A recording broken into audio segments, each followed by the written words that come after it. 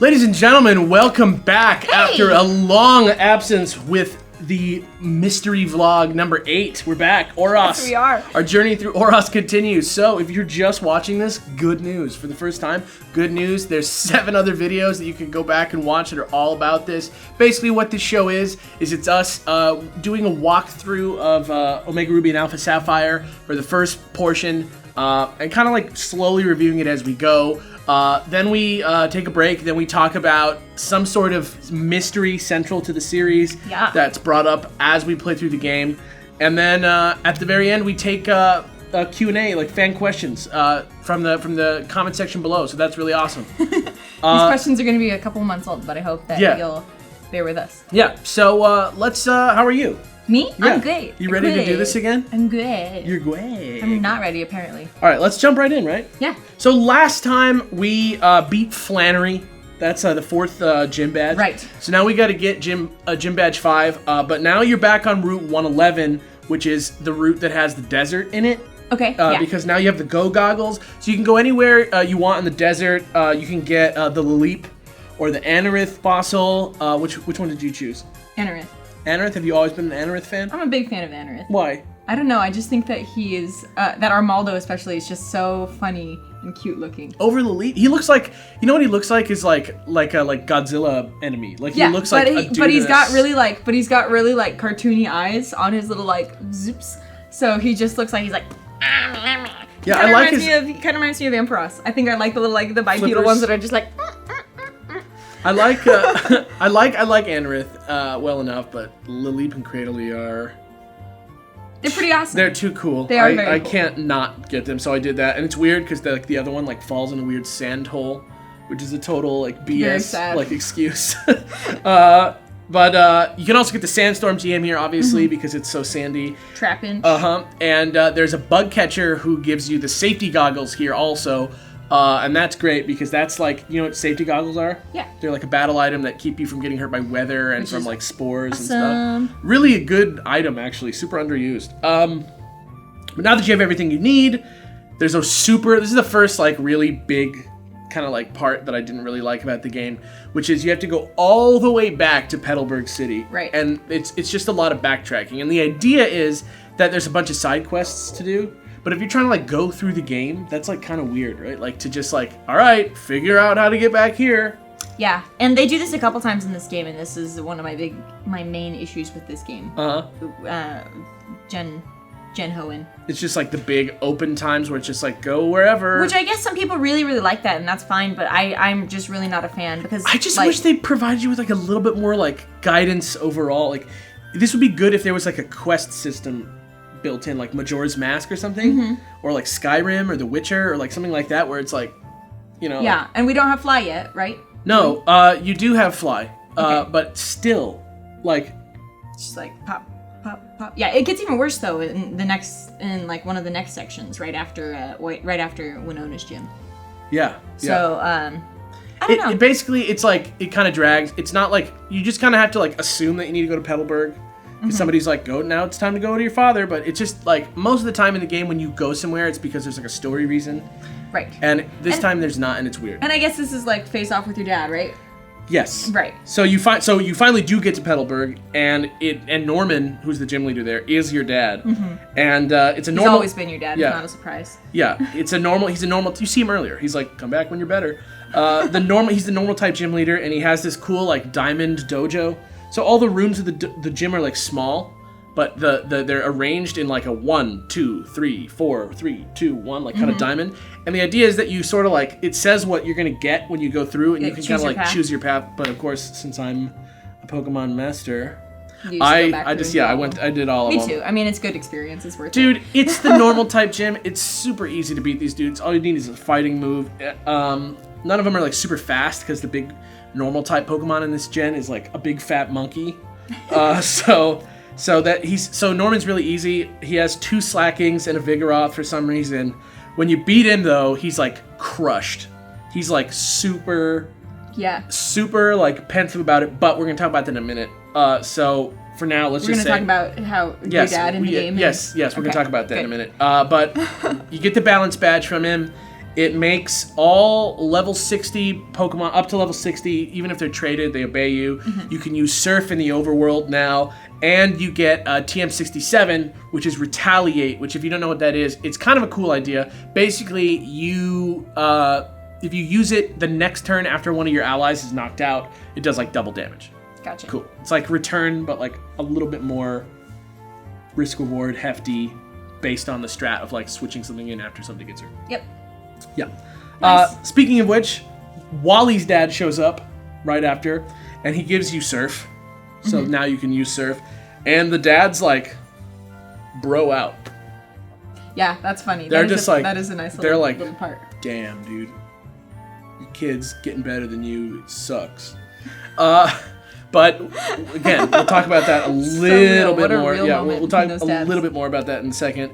But basically, all that happens after that is that you can surf on Route 105 and 106 and 108 now. So there's some new stuff to explore if you really do like doing that stuff. But we'll get a little bit more into that next time. And that's pretty much it. What do you think about this portion of the game as a whole? I really like the what's going on, bud? He's just trying to get comfy. Let me figure out where I want to sit. Okay, don't worry about it. I really like the fact that you are facing off against your dad. You can't. Okay, come on. Come on. I know you don't see them as characters. They have to be part of the illusion. It's all right. Okay. I love the fact that you're facing off with your dad. I think that's awesome. It's like a nice gym battle for that reason, I think. And I think that's like a good detail in the game. Do you ever think that maybe like they made it a normal type gym just to make you feel kind of like more like dope, like strong as you like go through there and like bop everybody? I don't know. I mean, I think I would love to get a little more information on like what the whole deal is, because you moved here, your dad took over this gym, it's a normal type gym. Like, what is the whole deal? You know? Right. I really do like the idea of like making it more of like, oh, a family thing. I wish there would have been more backstory to it. And here's the thing, I love the idea of opening up the Pokemon world to be like more quest based. Mm-hmm.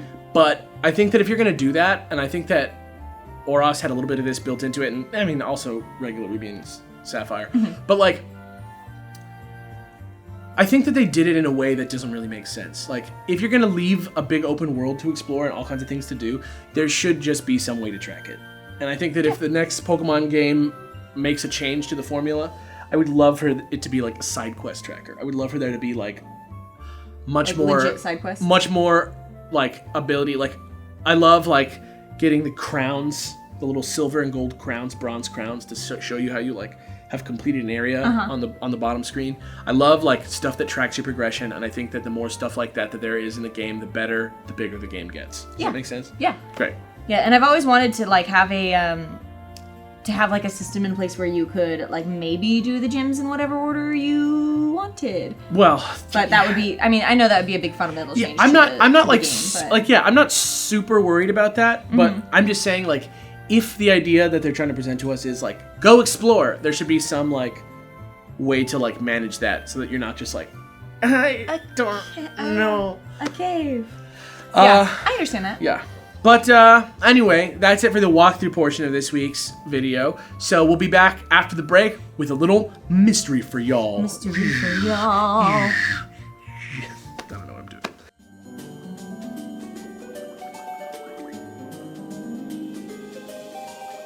And welcome back, and now it's time to do our mystery. Oh, yeah. What?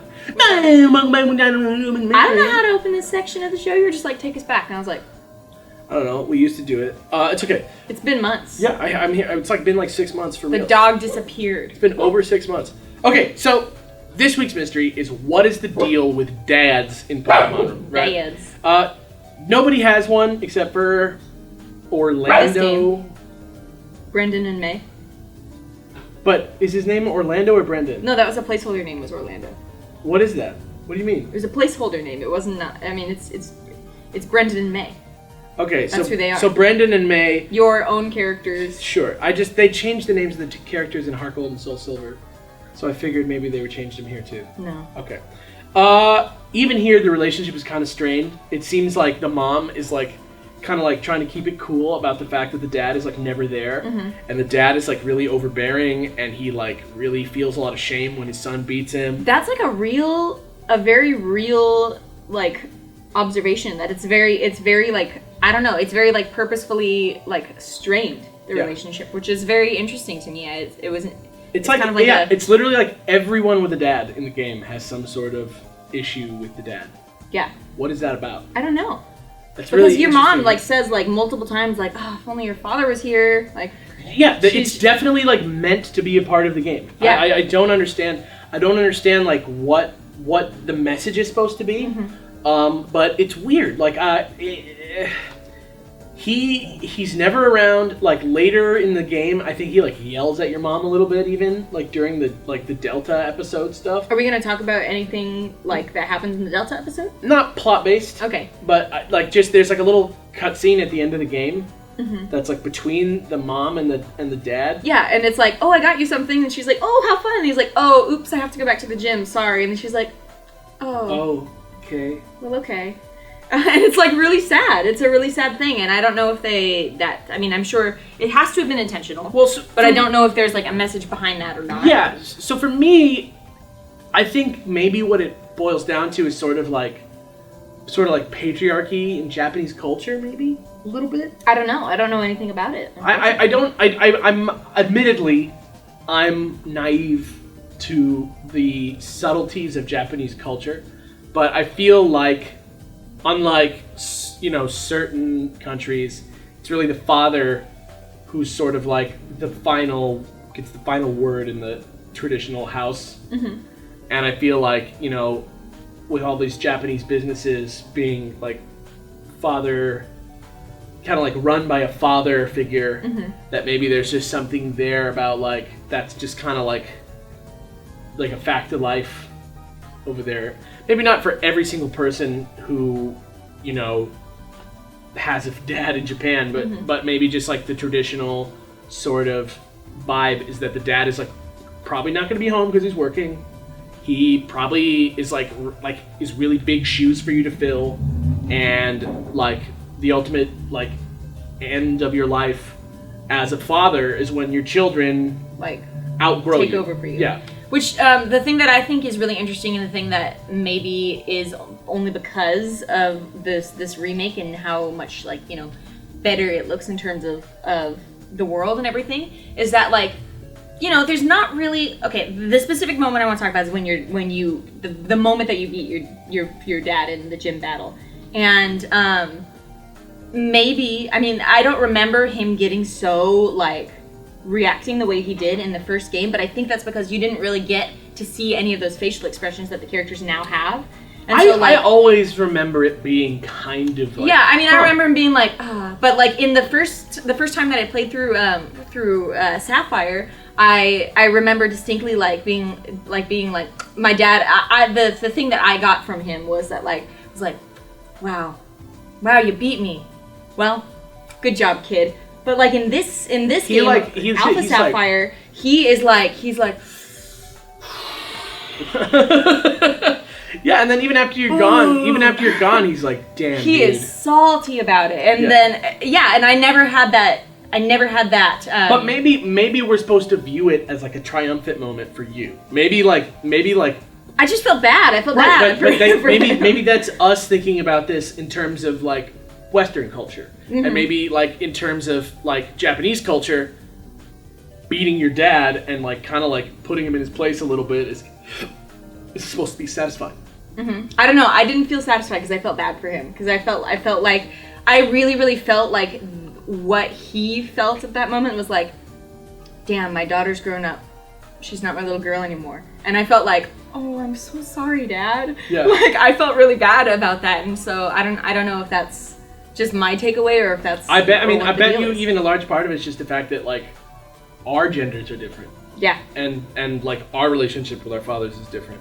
But I just don't know. But but I think it is real. I think it's really meant to be in the game. I think the father is not supposed to be like a present. Like look at Steven Stone and his dad. Like they respect each other, but like he's always trying to teach his dad lessons, and he's always like, Dad, come on.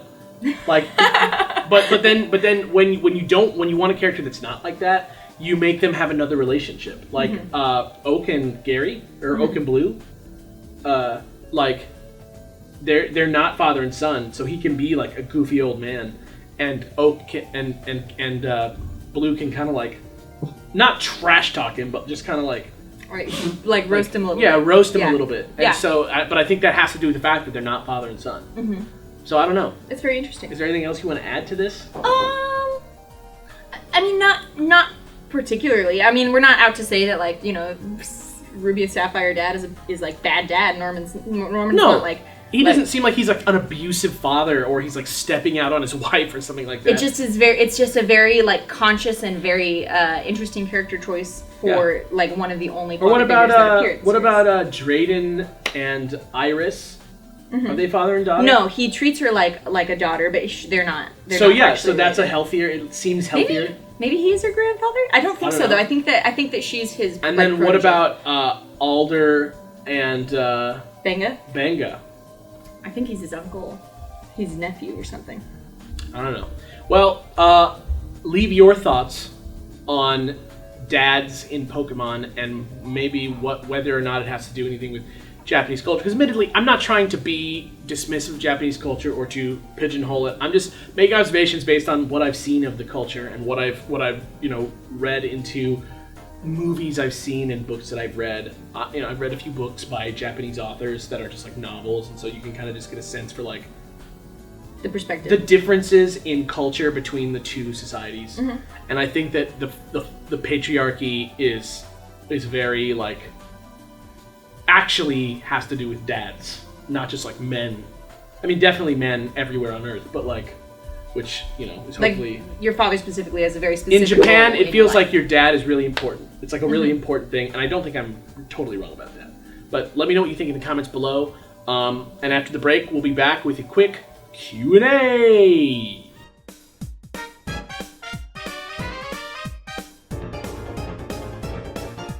All right, and we're back. So before we get into the Q&A, I just really want to... quickly go over the fact that the reason we brought this series back, and part of the reason that it's even happening anymore again right now, is that this episode is sponsored in part by Opinion Outpost. And basically what that is if you like sharing your opinions about things you care about, basically what you can do is you can get a membership on this site, log in, and take surveys about things. And in return, you can earn like rewards in the form of cash, or like iTunes gift cards, or Amazon gift cards. It's a pretty cool thing to do, and it would... help us out if you just went down into the description below and quickly just clicked on the link there to try it out. Who knows? Maybe it'll be good for you. Part of the reason we accept sponsorships is to be able to continue to produce the content that we love to produce for you. So if you want to check it out, that would really, really help us. Yeah, you'll notice there's no other ads on this video. Right. And another cool thing about Opinion Outpost is that every time that you take a survey, you're entered into a quarterly drawing for $10,000, and you can do as many surveys as you want, so as many entries as you want. Yeah, nice and easy. Go check it out. Click in the description below if you want to check that out. We appreciate it. Yeah, but now let's jump to the Q&A. Oh, and last section, there may be an audio problem. We realized that the audio wasn't running properly, but we might be okay with the camera audio, so we'll see how it goes. Either ignore this or sorry about that. Yeah. So the first question comes from Pika Crafter from 6 months ago, who says, "You guys are really awesome. What do you think of the Sinnoh in the Canalave Library? If you already talked about all these somewhere, I'm sorry." Don't apologize. I don't think we have talked about these in too great detail. Not like in this context, right. At least. I want to say that they are maybe my favorite thing in Pokemon. I think they're maybe one of the most important pieces of lore that we have to go off of. Yeah, I think it's really awesome. I think it really adds like a layer to the mythos of Pokemon that wasn't there before. And I think that that's kind of like the legacy of Gen 4 in general. Mm-hmm. And it's a huge part of the reason why it's like slowly becoming my favorite gen. I really can't wait for the remakes in like 5 years of those. Yeah, I think the Sinnoh are super, super, super important to the whole wide lore of Pokemon. And I think that because of them, we can make like extrapolations on like how this weird Pokemon world came to be. And if you don't know, what those myths are, they're about Arceus and they're about Dialga and Palkia and Giratina and about like the whole creation of the Pokemon world and these weird like myths about like how humans the relation, and Pokemon like kind of come together. Which when are we going to talk about that? We will. We will. We will. We will. We will. We've talked about it before. but we Yeah, will talk but, like, about it more. the We talked about a whole- lot of it in the Mewtwo episode. If you want to go check that one out. Actually, all the legendary episodes have a lot of this kind of thing coming through. Yeah. Coming through, Coming in. So thank you, Pika Crafter, for that question. Mm-hmm. The next one is from Demi Wilson. Have you seen the Age of Ultron trailer? Oh, Damn, it looks like it's yes. gonna be really good. Can't wait to see that movie on Blu-ray and DVD. That's how long it's been since we've done one of these? When we had last did one of these, the first trailer for Age of Ultron had just dropped. Wow. And now the movie's out, and it's probably gonna be out on Blu-ray soon, if it's not already. It was a great movie. Loved it. I had a good time. Loved it. Thank you, Demi. This one's from Machampion. The question is, what happened to Rate My Team? It's another show that we did on this channel that has to do with me battling other PokeTubers from their point of view and them sort of like judging my team as they fight me. It's on hiatus right now because I have another idea for a show that's currently in production that also has to do with battling, and that's going to show up in the next couple of weeks. So just keep an eye out for it. It's not dead in the water, Rate My Team. It's just like I'm really focusing on this other idea, and it's just kind of like part of our initiative to get more into the competitive side of Pokemon again. Yeah. YouTube as a platform also it's really important to like know what shows on your channel do well and what shows do not so well. And I'm not saying that Rate My Team did not do well. They did actually quite well. Yeah. But like once you're at this point where we're in our office space and stuff, we have to like make sure that the shows that we're putting out are the ones that we can like consistently do. Because if we just have like a couple episodes and stop, like the Oros vlogs, then like it doesn't really. Which is why we're bringing it back. Which is why yeah. we're trying to like do something nice like this. So hopefully that shows. And don't worry, if you really liked it and enough people really want to see more of it, I'll probably bring it back. Yeah. Or it'll be something that shows up every once in a while. It's a fun thing when I run into somebody who's like, I don't want to do an episode, but I'd love to battle you, kind of thing. So that's probably where that'll go. So thank you for asking, and get psyched for that new show that's coming out. Yeah. Great. Next question is from Mike Seguin, who said, do you guys collect Pokemon merchandise? I always see different things on your couch. Can we see your whole collection? Funny you should ask. That's yet another secret project that we're working on, is that Kelly's been collecting Pokemon merchandise for quite some time. I mean, what do you want to say about your collection? I love it. That's it? First, I love it. Second of all, it's quite large. Third, it's expanding all the time. And fourth, I would love to show everyone every piece. Yeah, it's like right over here. It's like on the other side of the wall over there. Yeah, it's definitely something that I want to do. For now, they'll just make cameo appearances. These are 2 of my 4 Ampharos plushies. Check out this Quilava plushie. Isn't it cute? Why does this exist? It's so cute. I can't believe there's enough of a demand for this. Quilava's the best one. I mean, he looks great, and I love this plushie, but like, I can't believe that there's enough people out there that will buy this, that it exists. Did you see my shiny Vaporeon? Yes, I did. I'm gonna show everyone. Oh my gosh, okay. Well, don't blow all the surprises for the. There are plenty of surprises. All right. Okay. And this is a good one. This is a good surprise. Yeah, it's a good one. Look at that She's shiny beautiful. Vaporeon plushie. Beautiful. Check I love that her. out. Yeah. Anyway. Okay, but yes, that's probably going to be another little mini series that we do fairly soon. We'll probably get this battle show off the ground first, and then up next on the slate will probably be Kelly's little Pokemon collection show. Yeah. It'll be like Antiques Roadshow. Poke Collection. Isn't that what it's going to be called? It's a bad name. Yeah, it is. Okay. Thank you, Gonna be Mike. called that. Thank you, Mike, for that question. All right. Next question is from Austin Humphrey, who says, hey, Alex and Kelly, I just recently started watching your stuff, and I love it. So my question is, what was your first video game or the game that really got you into gaming? Thanks, guys. Hope you're still watching now.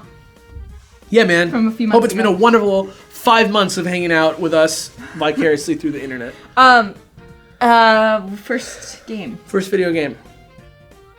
I don't remember. I did a lot of playing at my friend's house at their Super Yeah. Nintendo, and I played a lot of Mario and stuff there, but the first game that I ever owned myself, ever, was one Christmas I got a Sega Genesis and a TV for the house. Like, Santa brought the family a TV, and it came with a Sega Genesis, and it came with Sonic 3 and Sonic and Knuckles, and Wow. so that game, that soundtrack, all that art, that bright colors, all that stuff, that's all like what got me started on gaming, even though I like totally don't seem like I'm like a total Sonic fan now. Like, Sonic really does have a place in my heart. Nice. I did a lot of my first video games at my neighbor's house. And I remember he had Bomberman. 64.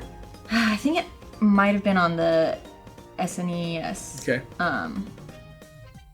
And there were a couple of other games, but I just don't remember what the names were. If I saw them, I would. I feel like maybe one of them was a Metroid game. I don't know though. I can't remember. I don't know. There was a robot in it that turned into a ball. Very cool. But I don't know. I don't think it was Samus. Okay. I don't know. But anyway, then the first game that I actually had, the first like system that I had was actually a Game Boy, the big gray brick, and Kirby's Dream Land and Pokemon Red. Oh man, hardcore tilt from the beginning. All right. Okay, well, that's the end of this return of the Oros vlogs. Thank you for watching. Thank you for being patient. We're going to keep doing this weekly, so I hope you're excited for that. It's not necessarily going to be a sponsored video every single time, but this week, thanks again to Opinion Outpost for that. And I'm Alex. I'm Kellz. We'll see you next time. Bye, guys. Bye.